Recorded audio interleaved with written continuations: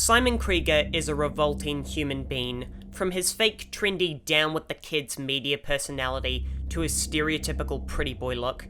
I don't like his outward-facing personality because I know it would 100% work in the real world. Instead of being reviled, he would become the subject of Instagram thirst posts and be a meme icon on Reddit.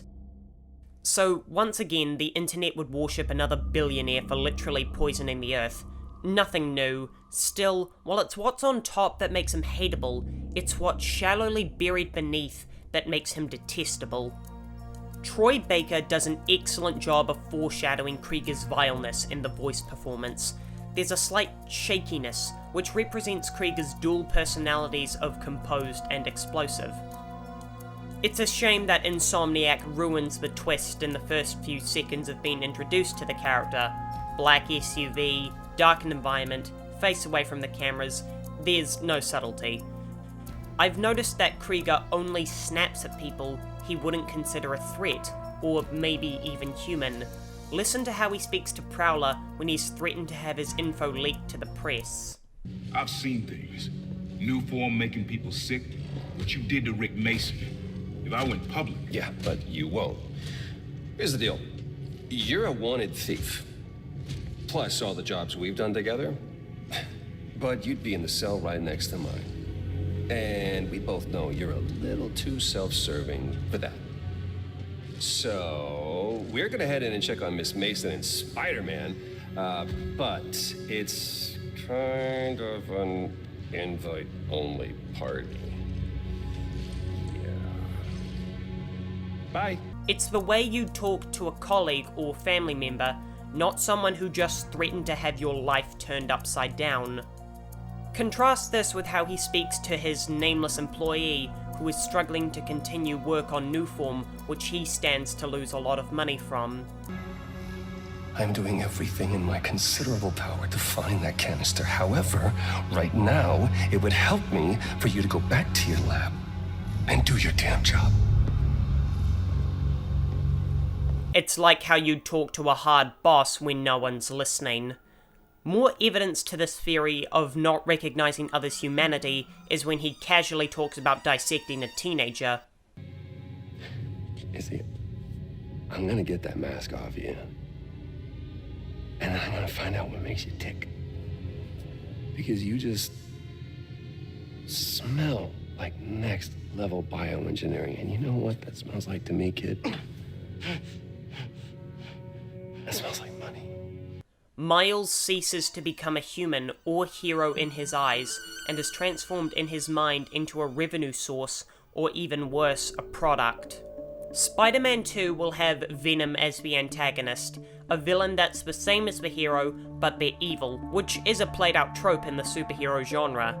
So it doesn't escape me that Krieger is a white, blonde-haired, blue-eyed, overprivileged CEO in a game that puts you in the sneakers of a black teenager from Brooklyn, the exact opposite of Miles. But that's more about the game's theme of overcoming adversity than Simon himself. So what's the motivation behind the malice? Disappointingly, it's rather stereotypical greed. It's a motivation I've never understood when you reach Simon's level of wealth. It's well documented that once someone has their fortune, their singular thoughts enter around expanding it. If I received millions of dollars, I'd fully fund 4 Final Fighters for Smash Ultimate so that we could have a perfectly filled out roster. To each his own though. But I think there's something he cares more about than money. Something I think I might have already brushed on but I didn't realize till now. His image. When Rhino wrecks his property, he finds the positive. Clearly he's an optimistic man, yet I also think he's wired his brain to tell any journalist the sunny side to Roxxon's mistakes. During the final boss fight, he talks about his indifference to who lives and dies in the conflict. Oh hey, Battle Royale, my favorite. Just wanted to chime in and let you know, so you don't worry. We're gonna be just fine if this building blows. Hell, we'll be fine if all of Harlem blows. I mean, do you have any idea what kind of insurance we've got? And the optics of being the victims of a terrorist attack? Forget Roxxon Plaza. Coming soon, Roxxon City. Alright, later, kid. He stands to profit either way. If Miles wins, he saves a couple million. If Finn wins, his image skyrockets. He's already writing both press releases to paint him in the good.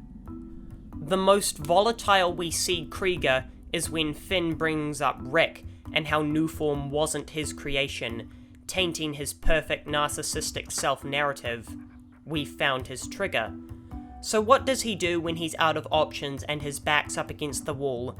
He throws a temper tantrum and talks to his arresting officers like dogs.